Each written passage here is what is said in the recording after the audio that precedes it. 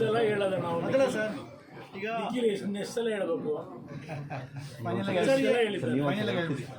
ಏನು ಈಗ ನಿನ್ನೆನೂ ಸಹ ನಾವು ಸಭೆ ಮಾಡಿದ್ದೇವೆ.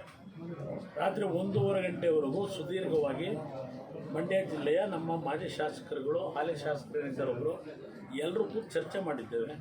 ಹಲವಾರು ವಿಷಯಗಳು ಚರ್ಚೆ ಮಾಡಿ ಚುನಾವಣೆಯಲ್ಲಿ ಗೆಲ್ತಕ್ಕಂಥ ದೃಷ್ಟಿಯಿಂದ ಏನಾಗಬೇಕು ಅಂತಕ್ಕಂಥದ್ದು ಅವರೆಲ್ಲರ ಭಾವನೆಗಳನ್ನು ವ್ಯಕ್ತಪಡಿಸಿದ್ದಾರೆ. ಅದೆಲ್ಲವನ್ನು ಕ್ರೋಢೀಕರಿಸಿದ್ದೇನೆ. ಇನ್ನು ಬೇರೆ ಬೇರೆ ರೀತಿಯಲ್ಲಿ ನಡೀತಾ ಇದೆಯಲ್ಲ, ಏನೋ JDS ಕೈಯೇ ತಪ್ಪೋಯ್ತು ಅಂತ ಕೆಲವರು ಮಾತನಾಡಿದ್ದಾರೆ.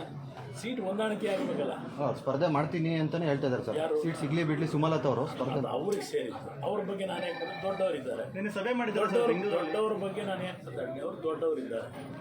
ನಾವು ನಮ್ಮ ಪಕ್ಷ ಸಣ್ಣ ಪಕ್ಷ ಇದೆ. ಈ ಸಣ್ಣ ಪಕ್ಷದಿಂದ ಏನು ಕೆಲಸ ಮಾಡಬೇಕು ಮಾಡ್ತೀವಿ. ಚಿಕ್ಕಬಳ್ಳಾಪುರದಿಂದ ಬಯಸ್ತಾರೆ, ಕಾರ್ಯಕರ್ತರು ಬಯಸ್ತಾರೆ ಕುಮಾರಸ್ವಾಮಿ ನಿಲ್ಲಬೇಕು ಅಂತೇಳಿ. ಎಷ್ಟು ಕಡೆ ನಿಲ್ಲಕ್ಕಾಗುತ್ತೆ ನಾನು?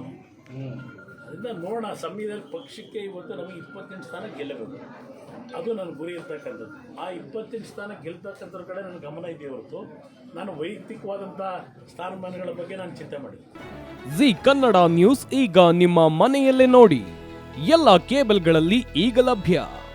ಸನ್ Direct 292, Jio TV 1334, U digital 162, City cable 51, GTPL 17, Abhishek cables 821, Rock line telecommunication 51, Shri Basaveshwara number 60, Vinayaka digital number 53, in digital number 896ರಲ್ಲಿ.